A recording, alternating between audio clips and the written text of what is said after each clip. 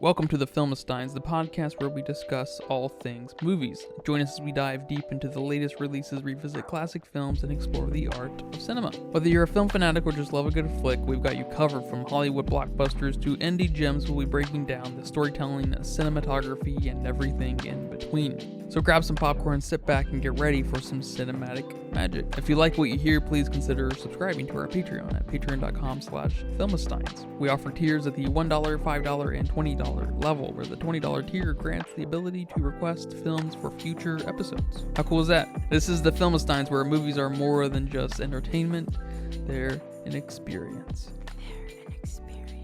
All around you.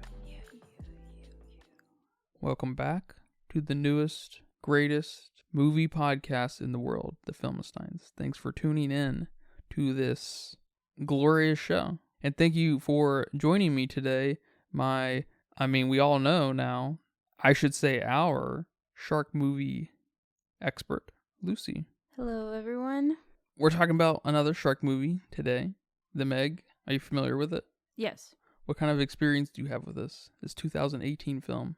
I actually saw it in the movie theaters when it came out. I don't think it was, opening weekend kind of thing, but I did go see it at the movie theater, and that's about it. Did you like it back then? I loved it back then. Like I said, it's a 2018 film surrounding a megalodon, directed by John, here we go, Turtletub. Yeah. Screenplay written by Dean Jorgaris or Horgius, not sure. It's got our boy, not really our boy, but our boy Jason Statham. He was kind of a surprise lead in this movie. I didn't know anything about this film going into it, other than the megalodon, of course. I didn't know how big he was going to be. I didn't know who was in it. I didn't know this was a Warner Brothers film. I didn't know anything about this. Didn't know Jason Statham was in it. Not that he's a A-list actor by any stretch of the imagination. Maybe he is on some radars, but he's an interesting face to see, because I associate him with Crank and Crank 2, I guess. But I remember this being a little bit of a phenomenon when it released.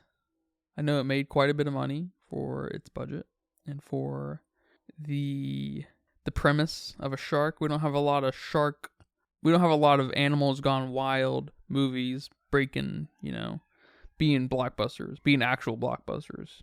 They're all in a way chasing that Jaws energy from way back when. And The Meg did amazing on its $130 million budget. This film went on to make about $530 million. That's awesome. Wow. Yeah, we're getting close to 4 times the money. That's impressive stuff, especially coming from a shark movie, of course, in 2018. What I wanted to say off the top was I'm really surprised how expensive this movie does look, just because it's very, kind of B-tier premise and everything. It feels like it could have been a sci-fi channel movie like Sharknado or something like that. Yeah. And that's kind of what I expected, something in that realm. But it did go to theaters. I don't know if Sharknado went to theaters, but not that is a mark of quality, but it is kind of a mark of how much money went into the movie on some level. It is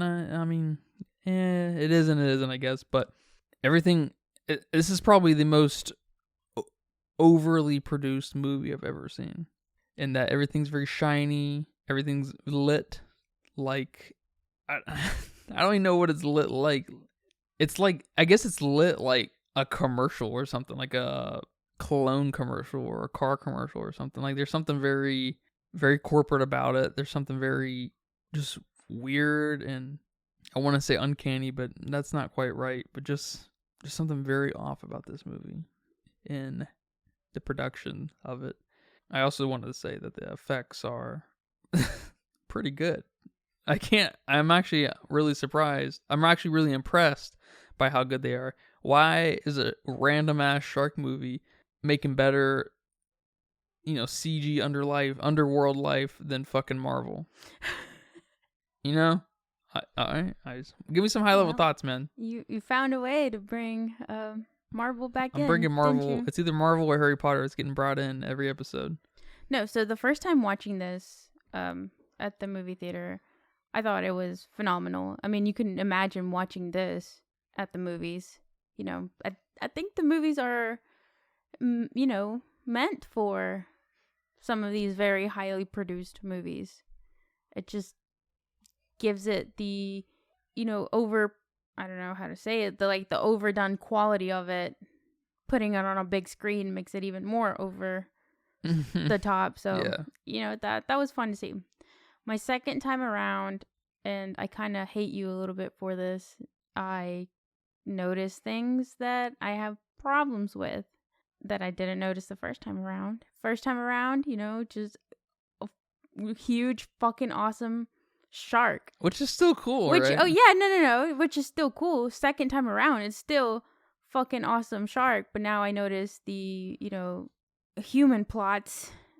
A little too much. Who was the biggest offender? I know who the biggest offender was. The girl, Suyin. I think she was the biggest offender. You think so? Yeah. Yeah, they really forced her onto us. Yes. Didn't they? I was gonna say the biggest offender was the black guy. DJ, I think that was his name. I know this is maybe gonna drive people crazy and me just saying this, but he's just the funny black guy.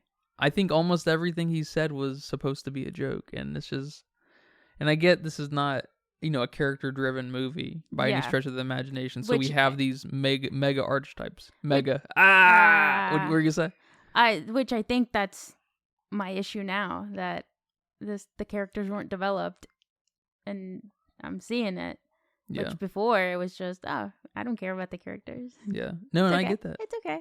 I get that. But finish what you were saying about DJ. That's basically it. I liked his energy and his playfulness, but they just didn't give him anything, which it's hard to do in a movie like this. I get it. It's hard to do in any movie. We're learning, I think. You need smart people behind the camera and on the camera. And in front of the camera, everywhere you need smart people to make a really nice movie happen, a really awesome, like a John Wick type movie. They almost did him dirty in putting him here in this room full of scientists. He's supposed to be a scientist too. He's part of this research. Good point. Group of people that are researching the bottom of the ocean. Yeah. And then we give him nothing. Yeah, and especially because his counterpart was kind of what's her name? Lax, I think that was her name. Jax. Yeah. Ruby Rose's stupid ass. And she was like, they forced it down her throat, or our throat, that Jax down our throat, that she was this brilliant fucking tech whiz. I can hack. You need this kind of hacking. You have this kind of hacking problem. Don't look any further. I got your back. She was so fucking annoying. She was, I guess I don't want to say she was the biggest offender of just stupidness in the movie, because she's, I just have a personal thing against Ruby Rose. Yeah. But she's also had a little bit more going for her as a character than my boy DJ. Is that his name? DJ, yeah. Because he was they just made him, exactly like you were saying. They made him silly, and these are his peers, especially Jax. They seem to be each other's counterpart in some way, especially sitting literally across from each other where they were working. And this is funny. All the cast members on the Wikipedia page have something, kind of mildly interesting next to their name. But DJ has another engineer, and that's it. That's all they say about him.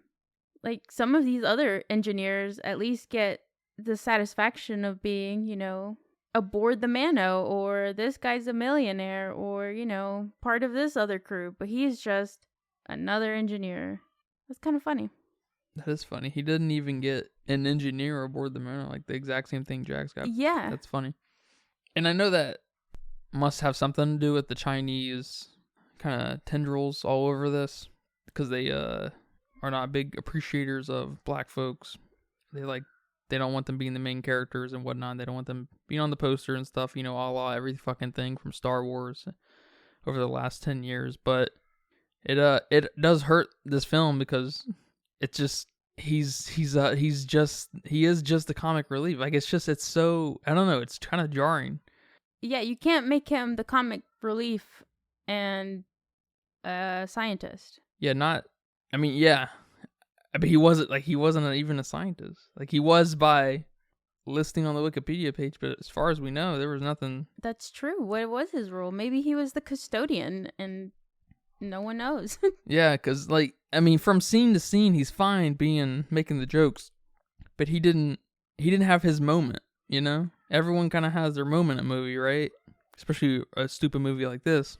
He didn't really have his moment. His big ha-ha was probably, he didn't have a big ha-ha. I don't even know if he had a big joke. Like, there was no setup for this character at all, and I don't know. I feel for DJ. Yeah. I'm not offended. I don't give a fuck, but he deserved better, especially being Jax's counterpart, because fuck Jax.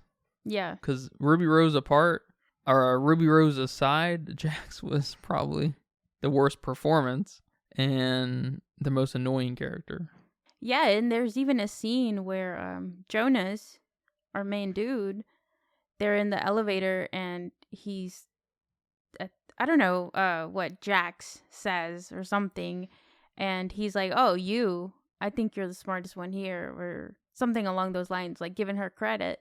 And I was just thinking, what gave you that idea? What gave you that impression here? That she was the one that knew what she was talking about.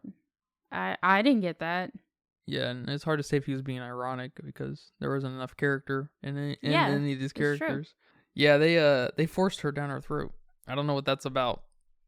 I think they forced a lot of... They forced everything except Jason Statham, probably. Jason Statham is obviously the star.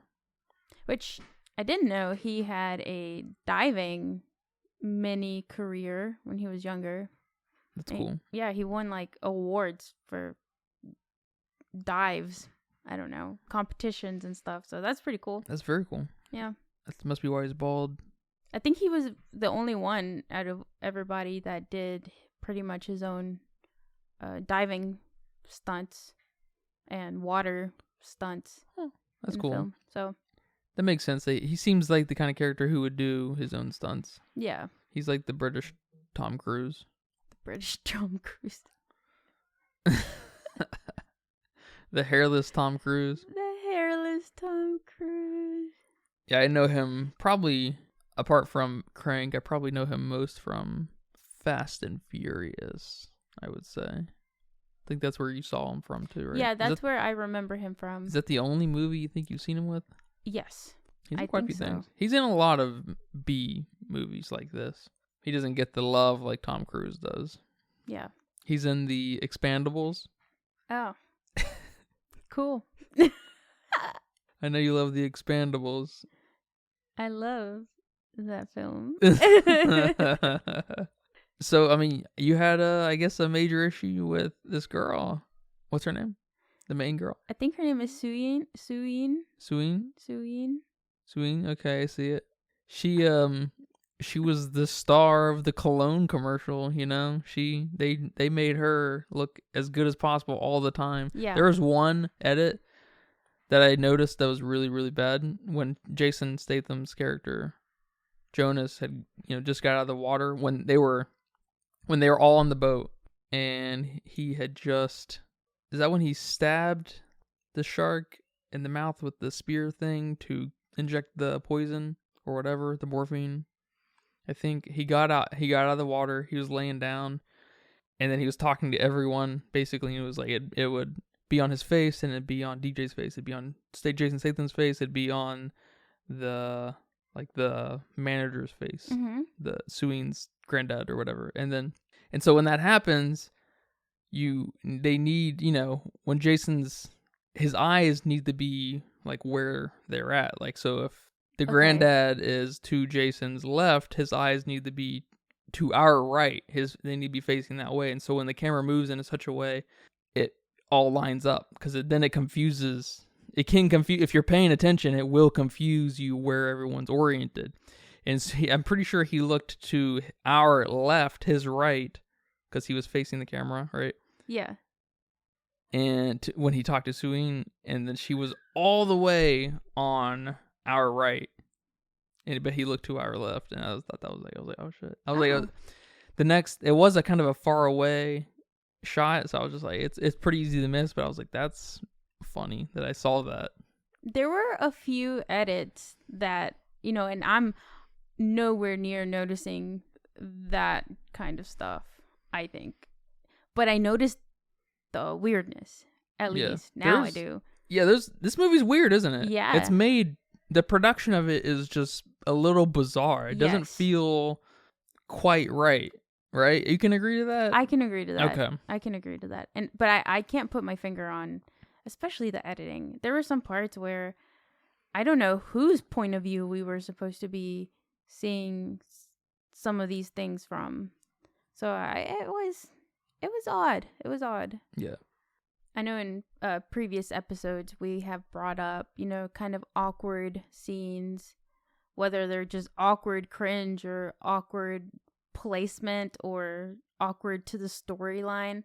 This one was filled with awkward, weird ass moments that didn't flow, and it left me kind of surprised that I didn't notice. I didn't notice those. Yeah, you just didn't care about him because the shark, Yeah, I'm there for the shark, really. Yeah, I can't blame you. That's part of my problem with the Godzilla, King Kong movies, specifically the Godzilla films. The King Kong Skull Island one is pretty decent. It's a little spectacle-y, and it fucking shoves Loki's, what's his name, Tom Hiddleston or something like that, and Brie Larson. It paints them in such a way that they are just like weirdly, I don't know, like it's like I don't want to, like it's like I can't it's the same things happening in this movie with especially Suyin. I cannot fucking put my finger on the feeling it gives when how it, like, the camera pictures these guys, especially Suyin, Jax, the little girl, and maybe the ex-wife, because all these other characters I feel like I've seen in other movies. Basically, they are just archetype characters, nothing interesting about them. They're just, generic nonsense, or generic, catalysts to get the movie moving along. But these other characters just feel, there's something so fucking weird about them that just, it's not necessarily the bad writing either. Like we just covered the Black Demon, and that movie's just, you can identify in every single fucking scene what's terrible about that movie. But this movie's got such a glossy sheen on it that it's kind of really hard to say exactly what it was, but it makes me feel fucking weird. Yeah, it's almost like these characters you just named. It's almost like they are sort of missing some expressions in a way. Maybe a little bit of the drama in those situations that you're in. Like, okay, Lori, the ex-wife. You just got stabbed and you're in the bottom of the ocean. You're facing this megalodon. You're trapped. No one's talking about rescuing you anytime soon because they got to go get somebody from Thailand apparently to come rescue you now, which that's weird. But where's the fear? Where's the freak out, the panic, the anxiety? Yeah, the urgency. It just reminded me, the most interesting character in the whole movie is, can you guess? Interesting character. Are you gonna say Toshi? Toshi. Yeah. Toshi was very easily the most interesting character. He wrote a letter. We saw that letter pop up like 3 times. There's something building there. 4 times, I think, because I think he hands it off to. Yeah, we see him writing it. Slips it into the pocket. We see him writing it. We see him when, the other 2 are escaping. We see him tear it and fold it, and then slips into the pocket. And then when, I think his name is The Wall, the other third dude, he gives it to the His name's The Wall. yeah. What? What? Okay. Yeah. Yeah, that's him. Okay. He the Wall gives it to the granddad. Sunin's granddad, yeah. Yeah. And says, "Here, your problem now." See, that's building something. That's interesting. That's building something without Toshi even there. That's storytelling. That's some good stuff happening right there, but it never materializes, obviously. Which, yeah, it doesn't materialize. And I thought after the grandpa died, did somebody give Toshi's note to his wife? Did that get taken care of? I hope so. Well, we might find out in Meg 2. Yeah, maybe. Yeah, there were a few things that just weren't making sense to me. But I guess one of the smaller ones was in the introduction, where Jonas is rescuing everybody and he basically leaves his two friends behind and saves everybody. And that Heller dude, that doctor dude, and he's like, what have you done? And then there's an explosion, or vice versa, whichever happens first. And that's just no one heard the explosion. Yeah, no one knew about it a couple days later after the reports happened and stuff. And yeah, how are you questioning that this dude just saved your life? Yeah. And then he gives Jonas a diagnosis of pressure-induced psychosis. And you brought up a great point while we were watching this. How does he get to diagnose this dude if he shared the same trauma? Yeah, it seems ethically kind of fucked up. That was hilarious. I didn't even think about that, but that's so funny. And they run with that. They hate each other because they do run with that. That becomes a major pillar of our main character. Yeah. It's like, what? Yeah. Okay. All right. Yeah, that was bizarre. That was a bizarre way to start off this movie. We could have, I guess they wanted some of that drama on, in the main part of the movie, not just the intro. We established that drama in the intro. They refined Jason Statham, Jonas, and then all, surprise, Keller is his name? Heller? Heller. With an H? Yeah, okay. Heller is working for the Mono, working for Dwight. And, they're trying to like pretend this drama has real texture. And then how does he learn his lesson? How does Heller learn, like, kind of back up on that after he basically does the same thing? Was it when they see the Meg and then he gives them a look like a "I told you so"? It's when he saves Suine, isn't it? Yes. When she's trapped in that cool cage. That cage is cool, isn't it? Big glass. Plastic walls. Yeah, that was a cool cage. That was a cool cage. That was a cool cage. Yeah, and like that is what it takes to change your mind, and not like just simple reflection. I don't know. It's just a little. It's weird. It doesn't. It's just not making sense. It's just like the logical. Probably of some kind of logical fallacy is happening here, because you would from the beginning you want kind of an unbiased point of view diagnosing them equally, or not diagnosing them equally, but evaluating them equally and seeing, because they have this shared trauma that's fucking insane. They just escaped a shark attack, a Meg, presumably, right? And also a fucking submarine that exploded. So with their friends. With their friends, and they lost those friends. Yeah, and it's just like I don't know. That's not the basis of. That's just not a basis of character. Yeah, and if we base two characters off of that, not just one, because we keep both of them. So I don't know. It's fucking weird.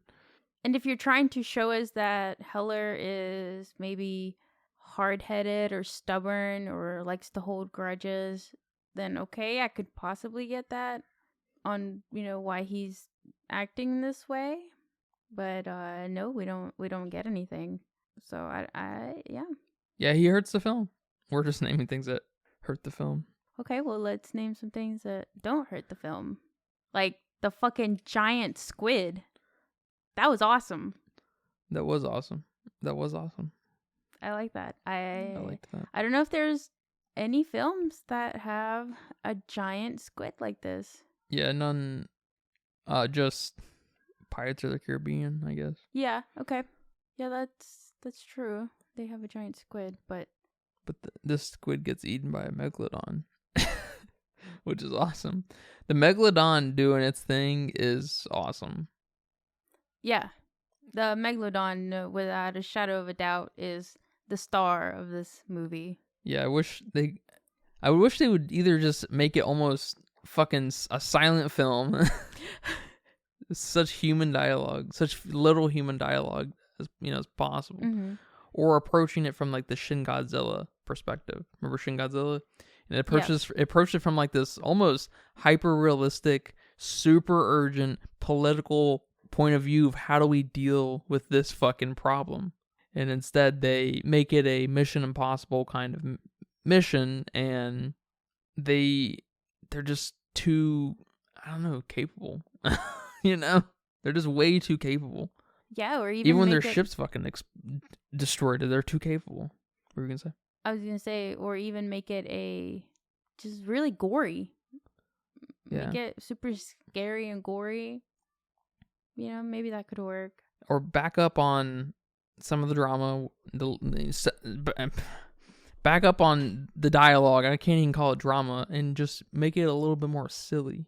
Lean into what most shark movies are, because you've got a great looking Meg. You've got some good underwater effects. You've got cool ships that they're getting in. To be honest, those ships look real. The yellow and orange ones they get in with the glass. Yeah, like submarine looking ships. Yeah, I don't even know if those are fake. To be honest, I can't tell. They look great.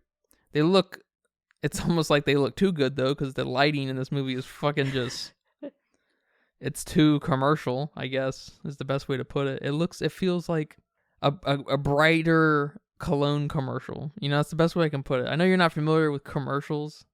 Not too familiar with commercials. You don't see them a lot like I do. I mean, I see ads. Yeah, so you get some taste of that. But I know a lot of like YouTube ads today are just much funner and much just more interesting and funny. But I don't know. Cologne commercial just pops out of my head, that it's just almost like things are happening, especially in cologne commercials. Things are happening in the commercial and you're like, what is this commercial for? And then it's like Gucci. And you're just like, I don't know how we got from point A to B to C to Gucci. But that's kind of the feeling I get here when the characters are talking. That's so funny. It's pretty much that, what's the point here? The Meg. What looks like a fucking badass? The Meg. I mean, my favorite scenes are definitely with... What's your favorite scene? I have a favorite scene. I have a favorite little bit. Yeah, I guess it's a favorite. It's hardly a scene. I have two. Okay, what are they? That I couldn't pick between. The squid was cool. The first one is where we have the little girl. Yep, that's my favorite scene too. Yeah, in the tunnel. Mm-hmm. With her little magic ball, magic techno ball. It's the best part of the movie, without a shadow of a doubt. Fucking awesome! Oh my god, seeing that at the movie theater, was fucking awesome. Yeah, that's cool. Oh god, it's. There's a little bit of magic there. There really is. And it's the Meg is staring at you, and you're frightened for this little girl, but she's okay because she's not in the water. So you can't be that frightened, and then it fucking bites into it, and you're like, oh shit, what is about to happen? Yeah. It almost implied a sentience. It almost implied a certain intelligence in this guy, and this is a shark, and they never deliver on that either.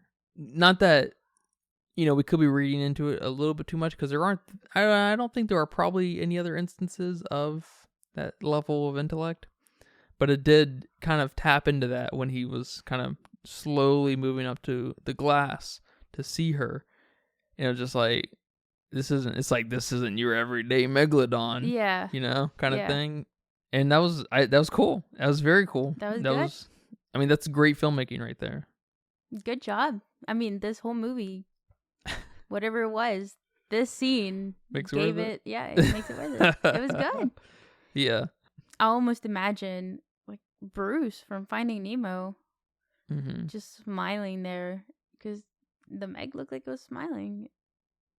Creepy. It was good. Yeah. Good job. My other favorite scene, which we'll bring into this next also topic that's kind of awkward, it's when the giant Meg eats the little Meg, whatever that's supposed to be. That was cool. I love that it jumped out of the water. You're not expecting it. You're not expecting a bigger fucking shark to grab this already huge shark. So that was cool. It just tore it right out. Made everyone fall out. Killed some people. It was great. Awesome. It was awesome. Absolutely. Yeah, I guess they, you know what they say, a broken clock is right twice a day. So there's two for you. I hate that my influence / kind of pushing you into new films, old films, all films has kind of ruined some of this old love. Yeah, you ruined my magic. That's for sure. Yeah, I hate to hear that because it just sucks. I want if you can enjoy it, whatever it is, as long as it's not hurting anyone, preferably not yourself either. Go for it, enjoy it, please, love it. But I don't want to. I hate that I'm kind of taking part in killing that for you in some way. But I hope at the same time it allows you to appreciate the really, really good stuff even further than you possibly thought you could appreciate it, like The Whale. Yeah, I mean, there's some... The Whale movie, not the... That's funny. There's definitely, I guess, a little bit of a sacrifice. But, yes, it killed a little bit of the magic, but it killed the magic the second time around. Sure. I think the first times I watch movies, I still get that. That's good. That's good. If you can balance that act forever, that'd be awesome. That's a good place to be. Yeah, we'll see. We'll see where this goes. It does still kind of suck for you because you tend to like to rewatch films, and so then you have diminishing returns after that. But that's okay. That's okay. As long as you're still having fun, and change of opinion is fun. It's a fun experience. It's a fun sensation to be like, huh, I'm a fucking idiot. Why did I like this? Or like, you know what? I'm a fucking idiot because this is awesome. How did I not see this before? And that also happened with The Whale. The first time. You didn't love it? I didn't love it. And the second time? The second time, oh my God. I was bawling. That's funny. Yeah. The first time I didn't even cry. I was just, okay, just enjoying it, I guess. Yeah. Then the second time I paid attention to everything. Maybe. Oh, it got me. Maybe some films we should just watch twice. I don't think it'll hurt. Yeah. No, it definitely won't hurt. I think it will only help, especially analytically, or I should say critically. But, I mean, some directors, lots of directors want you to watch their films many, many times to kind of process everything. And Christopher Nolan's real big into that. He wants to push that philosophy of filmmaking more, and that, the first time you view a film is kind of a draft opinion of it. And then you watch it over and over again, and you kind of you will literally figure out kind of what's happening, especially in a Christopher Nolan film, because, they're confusing. But I guess they always tend to have characters because of the producers. It's kind of a funny negotiation that happens with Christopher Nolan films, is he makes weird films, story-wise, and his producers basically force him to have a character that just tells you everything.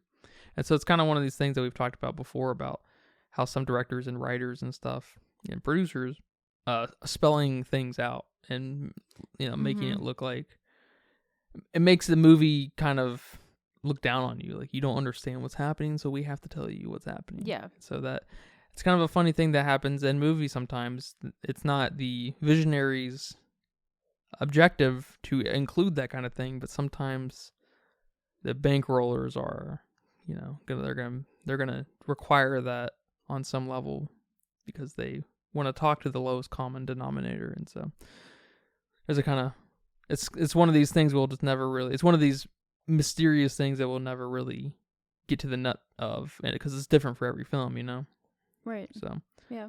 I did appreciate the cute little things in this movie, like them putting a fin on top of the Roomba. mm-hmm.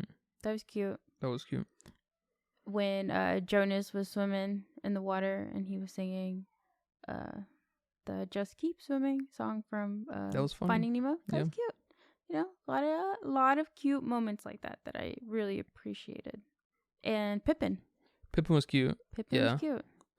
I also liked the shot, like the aerial shots of all the people in the water. Oh, yeah. That was pretty cool. That was awesome.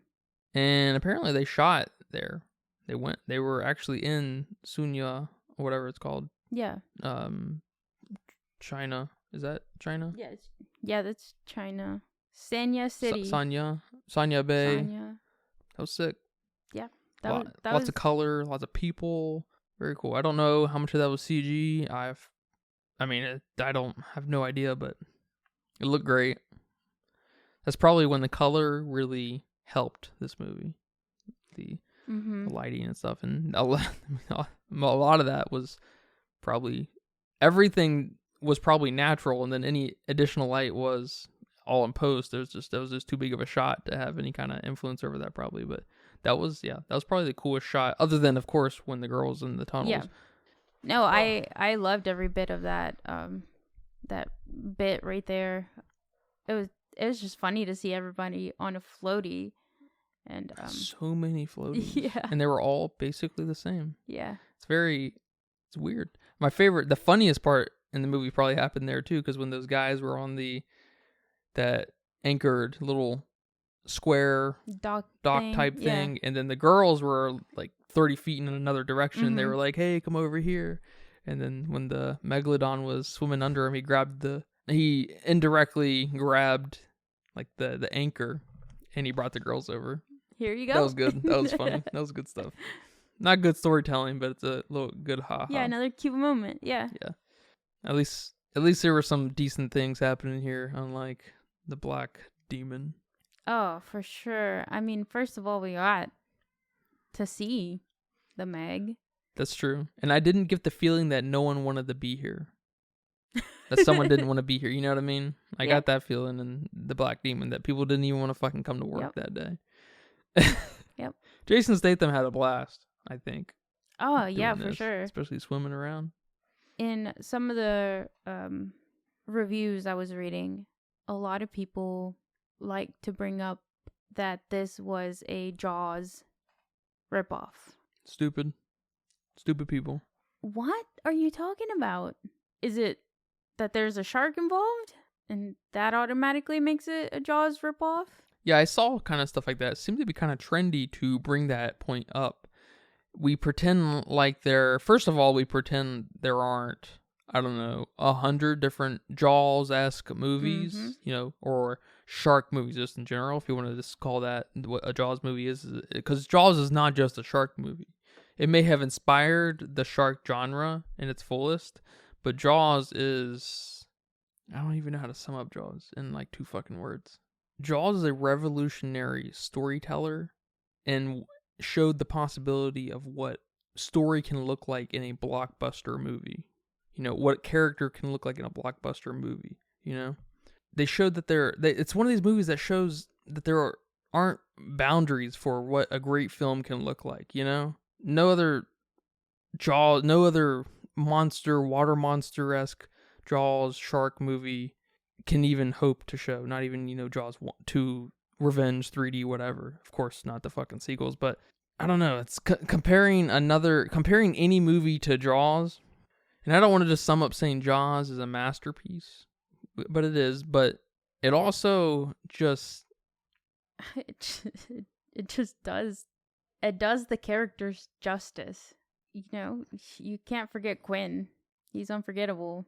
you can't forget the dialogue. You can't forget the relationships. You can't forget the setting. You can't forget the fucking shark. You can't forget the attacks. You can't forget the shots. The you can't jump forget scare. You can't forget the fucking just perfectly weird jump scare, man. Like it's so and it's so beautifully done because there's not a jump scare in the rest of the movie like it, but it sets you up in such a way that if you were a thoughtful movie watcher, you're definitely going to think there's more to come in that way, you know? Yeah. So it puts you that, and it happens early enough. It doesn't happen in the first 15 minutes. Maybe happens around the 30-minute mark, but it may have happened around the 30-minute mark with Hooper, I think his name was, you know, diving in the water, and he just sees a fucking skeleton turn around and stuff. And we are, you know, we're 30 minutes in a movie that maybe at the time I don't think has even shown the shark, but we know it's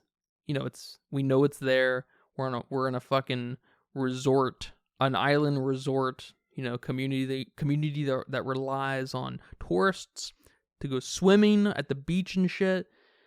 And so we have this perfect setting for, you know, everything to come. And then, you know, we were hit with the jump scare. And then for the next, I don't know, maybe hour and a half or so, we're on the edge of our seats for something like that. Something else that's kind of a jump scare, and we don't quite get it. The closest thing we get is probably when Brody is throwing Chum in the water and he's not looking, and we see see Bruce pop out of the water there. You know, there's a little bit of a jump scare happening there on some level, but not quite on the jump scare, you know, nature. But it's just a master of storytelling. I don't know. You can't say, it's like fucking saying, I don't know. It's like saying any fucking gangster movie is like, you know, it's just a rip on The Godfather. It's like, no. That's a Godfather ripoff. Like, I don't know. I can't think of any examples of that shit, but that's so, and I saw that. That was kind of trendy to like bring that up. Yes. Very trendy. It's like every other review was, Jaws did it better. Jaws ripoff. This isn't a comparison to Jaws situation. Nobody was trying to do that. I don't know. It was just very silly for everybody to. That's bizarre. It's super trite. I mean, it screams almost this. I don't love it. Like obviously some people do, and so I need to knock it down a peg. And how am I going to do that? By comparing it to a great, I guess, you know? Because, I mean, this is probably the second biggest, aka, you know, shark movie to ever hit the big screen, money-wise. And probably phenomenon-wise, next to maybe Sharknado. I mean, I imagine those are the three big ones. Jaws, Sharknado, and Meg. As far as, like, just reach and, you know, the zeitgeist and everything. Yeah, I mean, there were a few shark movies that came out to theaters, but nowhere near this much anticipation and advertising. Yeah, the next one would probably be that Jessica Biel one from the early 2000s. I think it's called like The Deep Blue Sea or something like that. So. That's probably the next biggest one, and that's not... I mean, that's an iconic shark movie, but has nothing on even the Meg. Of course, not Jaws, but yeah, that's... I don't know. That's... You can't... That's like comparing... I don't know. My touchstone's going to be in video games right now, but it's like comparing Skyrim and like, I don't know, The Witcher, and like, cause they share kind of a D&D-esque thing where you have these fantastical elements and you have all these RPG mechanics and you're in this big world and, you know, it's just kind of, and they're just, I don't know. No one does that though. No one compares The Witcher and Skyrim. Yeah. So like I don't know. It's they're just each their own thing. Like I can't think of a movie like that. That's kind of on that level. Because like a place where you say that is like when Fantastic Beasts, because it's part of the same universe as Harry Potter. You know, Harry Potter is not the greatest thing to ever hit the big screen, but Fantastic Beasts is some of the shittiest stuff to ever hit the big screen, right? Yeah. And so there's a legacy there that they kind of need to live up to on some level, and they are failing miserably with every new Fantastic Beasts movie. And you see that with series all the time, shows and movies, where they progressively get worse. But I don't know, I can't think of anything off the top of my head that's... Yeah, I'm trying to think. I've never been one either to compare something like that in that from that angle, like, oh, this did it better. That's never really pops up in my mind, so I'm having a hard time orient myself on that plane of what that can look like. So not to sound fucking above that, but I have a hard time thinking about that, because I just don't. You got anything? It's like, I don't know, maybe it's like comparing ants to A Bug's Life. Does that sound right? Yeah. Okay. I can see that. There's also something to say about, like, shark movies are kind of a unique thing where there's just a fuck ton of them, and they share a lot of, like, generic shark movies share a lot in common because they're cheap and just fucking crack for some people, right? But is Ants and Bugs Life they have nothing to do with each other? Yeah, and they stand on their own. Like, I don't know. Maybe the horror world would be a better route to look in. But then again, people are going to be like, well, the original Rob Zombie's Halloween's is not as good as the original. They're going to say shit like that. No one's going to say Halloween does it better than Friday the 13th. I don't think, right? I don't know. That's a weird ass thing to say. I'm hung up on that. It's even weirder because it was the Meg was nominated for a Golden Raspberry Award in the worst prequel remake ripoff as a ripoff of Jaws. It won an award for that, which is it's weird. Even sillier. It's weird.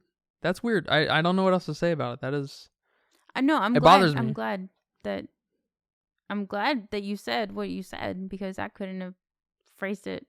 Oh, thank you. Better, because I also thought, no, why would you think this? But I don't know if I could have put it to words quite like you did. So, Jaws is an important fucking film. Not in just its pioneering nature, but in its storytelling and its cinematic nature. It's not a film you can compare to things lightly. Yeah. It's really not. And Jaws is not one of my favorite movies, by the way. But I mean, it's up there. It's probably my top 100 or whatever, top 50 maybe. I don't know. Mm-hmm. But yeah, top 50 makes it sound like one of my favorites. But I haven't seen that many films, I beg to differ. Have you seen this? No? Oh, I have. Have you seen this? Oh, no, I have. I've done that? Yeah. Well, sometimes when I say that, I haven't seen many movies. Yeah, it's kind of relative, isn't it? It's kind of relative. And I mean, not even to mention Jaws, the score. Yeah, I mean, you don't even... Magnificent. I mean, most people... It's probably one of those things, but I bet you the Jaws theme, at least, transcends the movie. I think that's obvious. Yes. Kind of like the Darth Vader being Luke's dad or whatever. Luke, I'm your father, or whatever he says. Yeah, I'm your father. Something, what? Something like that. Which is, one of the crazy things in movies I know, but everybody knows it without even seeing the movies. Most people in the world have not seen Star Wars or Jaws. But I bet you, like the Golden Arches, they fucking recognize those quotes and that sound. Yes. Bet you. I once heard that the Golden Arches were more recognizable than than Jesus on the cross. Holy crap. That's what I heard once. I don't know if it's true, but that sounds true to me. I mean... So on Letterboxd, it has a 2.4 overall, which is pretty low. It's a little lower than I thought it was going to be. I thought it was going to be in the high 2s. I thought like 2.7, 2.8. Because I thought, even after the movie, I thought that. Because I thought people were a little higher on this movie. I thought it became kind of a classic shark movie. But apparently everyone's like, well, it's got nothing on Jaws. I don't know if anyone was saying that it did. Maybe someone somewhere on YouTube was like, better than Jaws. And it just triggered everybody. Ran with it. Triggered everybody. And they even, went out and made a special award just for that. Yeah. Are you excited for the Meg 2? Yes. Okay, good. Good. Hopefully there's more Meg, less forced love interests, less weird dynamics. Hopefully there's like 5 Megs, a Meg family, I got the impression Papa Meg. that'd be cool. Yeah. I got the impression that it's gonna take like a kaiju route, and the Meg's gonna fight a big animal, another big animal. I haven't seen anything. I haven't either. I haven't seen a About trailer. I just saw a screenshot. I haven't seen anything. Yeah. I don't know anything about it. I just know Jason Statham is in it. Okay, That's so he's basically back in it. Okay. And I assume wait, did the Meg die? I can't even remember.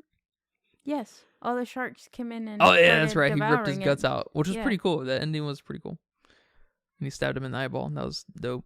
Yeah, I'm interested to see how they bring this Meg back.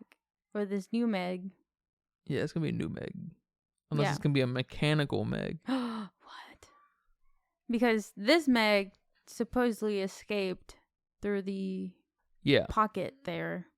Which, that whole plot is just...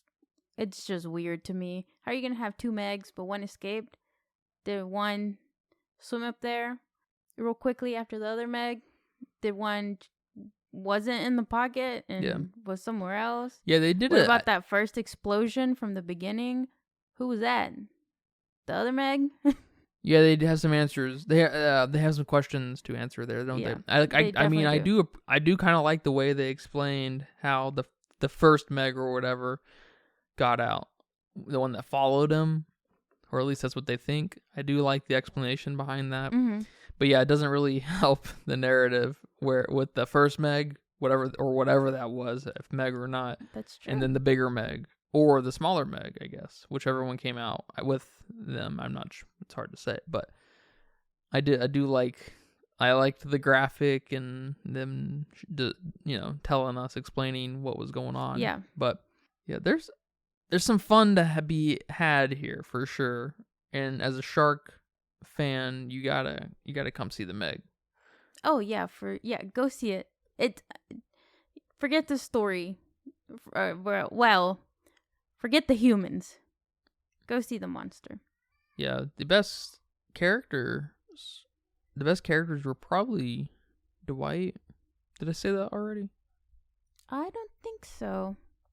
Yeah, Dwight, his character was probably just because he's got good energy, and Jason Statham's fine too. He's cool, but you gotta to watch this movie effectively. Does that make sense? You need to numb your mind. This is a good movie to watch when you're so high you can't stand.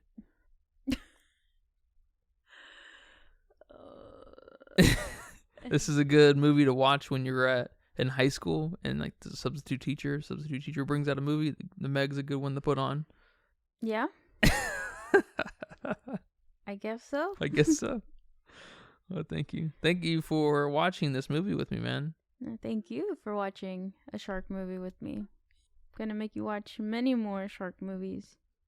Yeah, we're gonna watch every one that comes past me. All right. At least, I'm gonna keep a record of the ones especially the new ones, especially the ones that managed to get a trailer. The ones that go through the YouTube algorithm.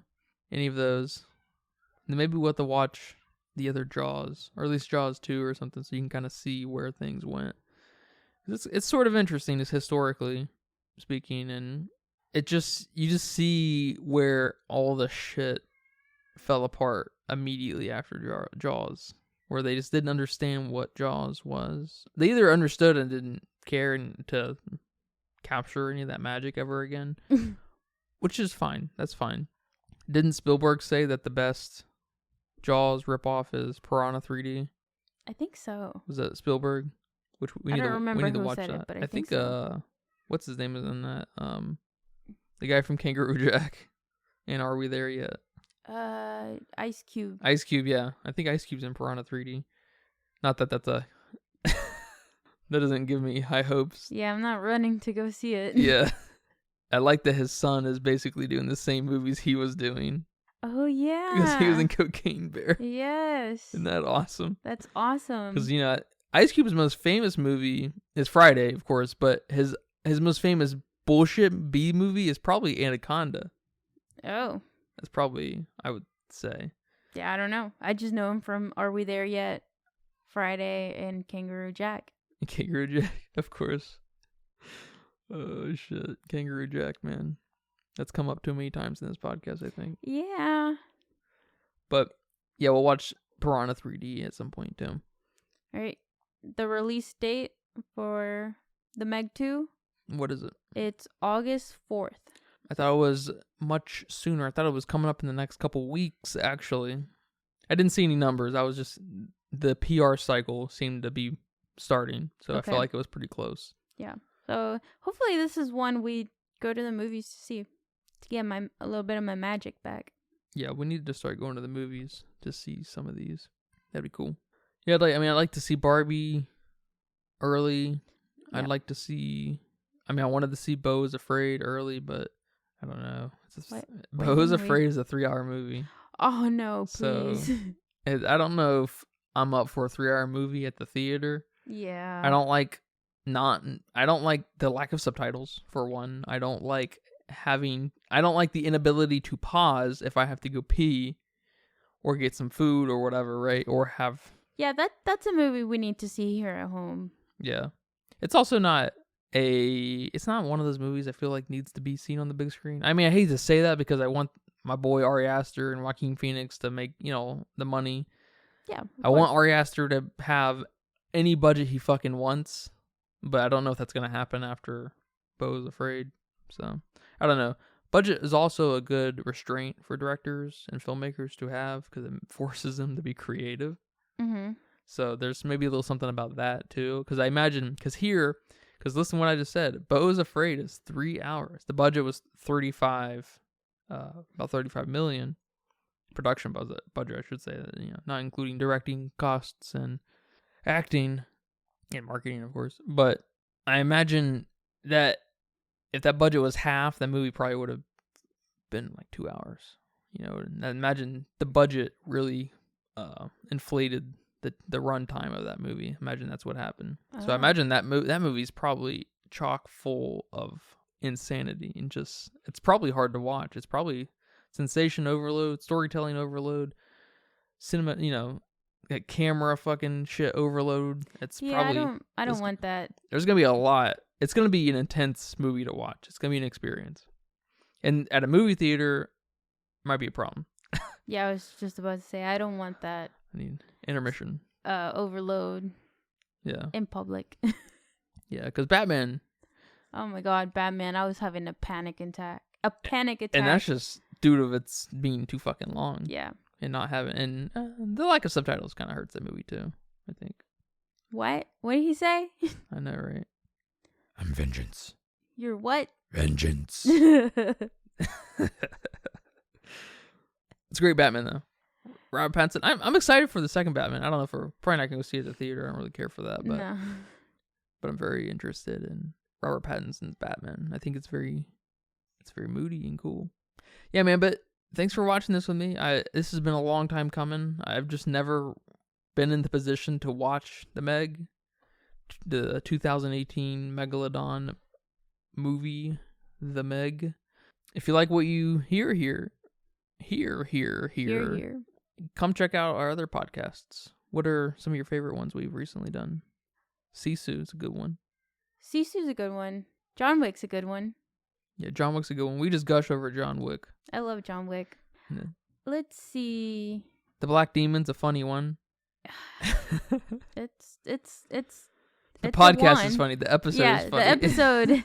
The episode is funny. Go listen to that. Had you cracking up in that one? Yes, you did. You had me cracking up in that one. And you know what?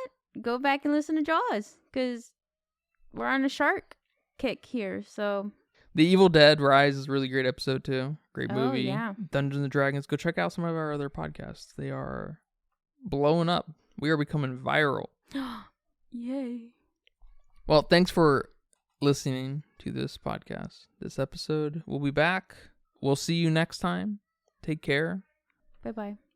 And that's a wrap for today's episode of the Filmistines. Thanks for tuning in and joining us on our cinematic journey. We hope you enjoyed our discussion and gained some new insights and perspectives on the world of movies. Don't forget to subscribe to our podcast on your favorite platform, especially Patreon at patreon.com/Filmistines, and follow us on our social media for more film-related content. We love hearing from our listeners, so if you have any feedback, suggestions, movie recommendations, or book recommendations, please feel free to reach out to us. Until next time, keep watching and keep loving the magic of movies. This is the Filmistines signing off.